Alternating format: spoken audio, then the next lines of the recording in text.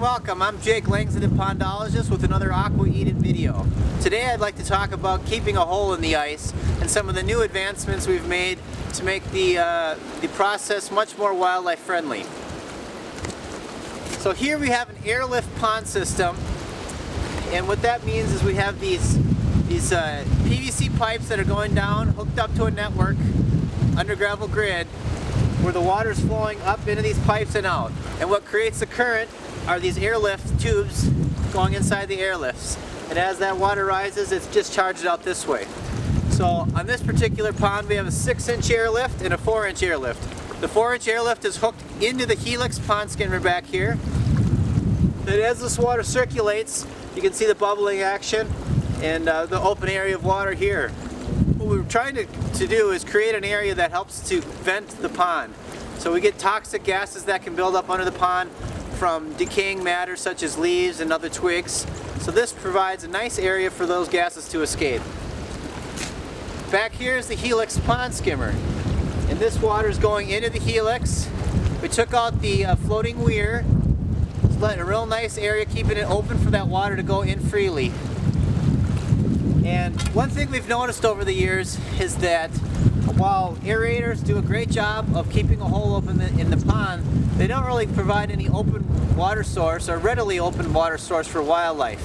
So traditionally we would go in, say put an air stone into a pond, and as the water bubbles up, you'd say this could be the water line, and over time you get a dome of ice that's formed from the bubbles popping as they reach the surface. So the water's down here, the birds are sitting up here on the dome, and they really can't get down and access that water.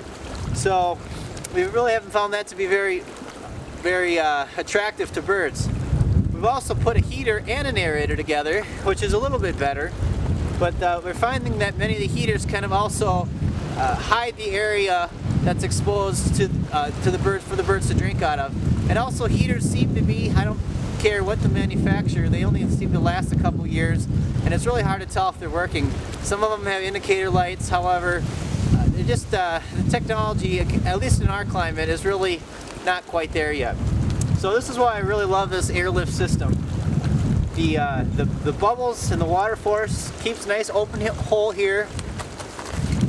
Yet back here, the water that's going back into the Helix Skimmer, you can see that water pooling up really nice and slow and calm as it goes its way back there.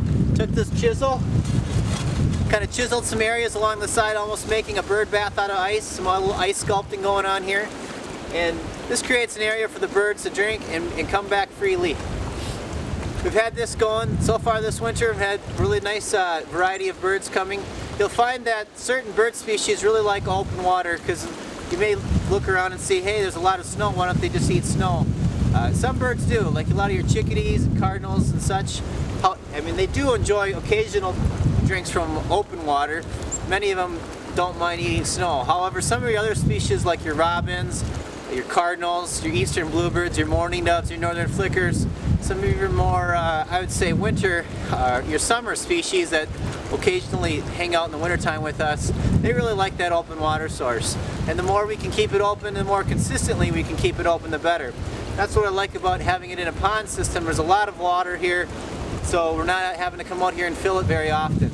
And another benefit is having it, the de-icing, or the hole in the pond, being run by an aerator. We're using very little energy, only 20 to 30 watts of energy and electricity to run these air pumps to keep this hole open, whereas some of your heaters, they can get up to 300, 500, even 1500 watts, the cattle tank heaters, which is a lot of energy usage.